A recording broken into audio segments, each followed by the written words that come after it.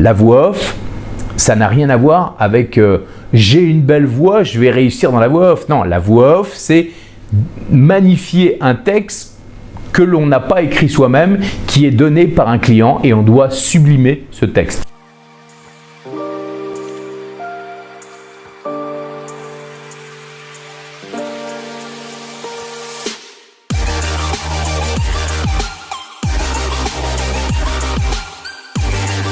Alors, on confond souvent les comédiens voix off et les comédiens de doublage.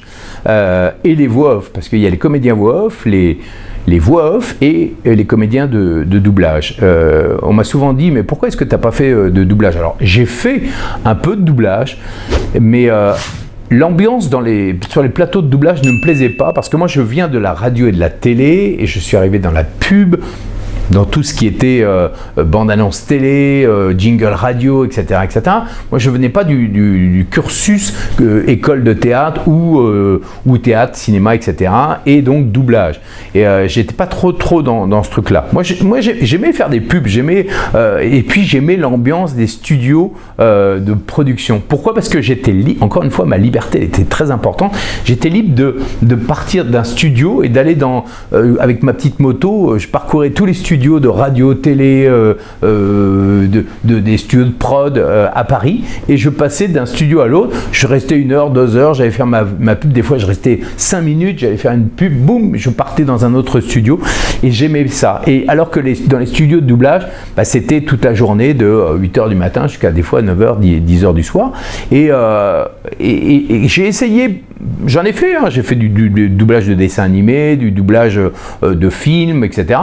Mais je n'ai jamais pris autant de plaisir que quand j'allais faire mes bandes annonces pour France Télévisions, pour le Canal J, pour TJ, etc. où à chaque fois je m'amusais. J'ai jamais été dans une ambiance de travail avec les gens du monde de la voix off, alors que dans le monde du doublage, il y avait une certaine concurrence, une compétition entre les grandes voix et les petites, et j'aimais pas ça. Donc voilà. Maintenant, la différence entre un comédien voix off, une voix off, et un comédien de doublage, elle est simple.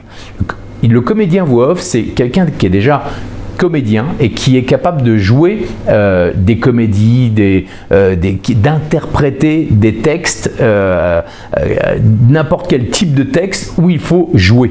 D'accord? Où il faut jouer un personnage.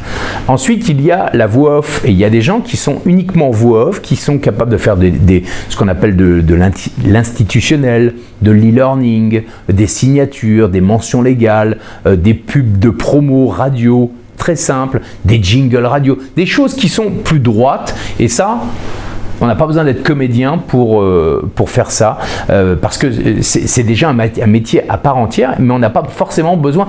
Il faut bien sûr un don de comédien, un don d'interprétation, parce que la voix off, ça n'a rien à voir avec j'ai une belle voix, je vais réussir dans la voix off. Non, la voix off, c'est magnifier un texte que l'on n'a pas écrit soi-même, qui est donné par un client, et on doit sublimer ce texte. Donc il y a la voix off qui va lire le texte, qui va l'interpréter pour diffuser, pour transmettre un message. Il y a le comédien voix off qui va interpréter une comédie, un jeu. Ça peut être un comédien voix off, va être pris pour faire aussi du doublage, du voice-over, etc., etc. Et puis ensuite, il y a le comédien de doublage qui, lui, est pris pour incarner la voix d'un personnage au cinéma. Ça peut être du doublage de dessin animé, etc., etc. Mais moi, j'ai formé énormément de comédiens de doublage qui ne savaient pas forcément faire des voix off sur un documentaire, sur une pub, de la pub promo, des jingles radio. C'est un métier qu'il faut apprendre, et il y a beaucoup de comédiens de doublage qui étaient excellents en tant que doubleurs, mais qui ne savaient pas forcément faire des voix off, parce que, encore une fois, ça s'apprend. Calibrer une voix de 30 secondes, c'est pas 50 secondes, c'est 30 secondes. Donc voilà. Maintenant, tout ça s'apprend. En revanche, le doublage, c'est à mon sens le cousin des comédiens voix off ou des voix off, mais c'est pas la même chose. On peut être comédien voix off et être très mauvais en doublage, on peut être voix off et être très mauvais comédien voix off, on peut être comédien de doublage et être très mauvais en voix off. Généralement, quand on est bon comédien de doublage, on est bon comédien voix off. Voilà. On peut jouer des comédies ou interpréter des textes où il faut incarner un personnage. Voilà la différence.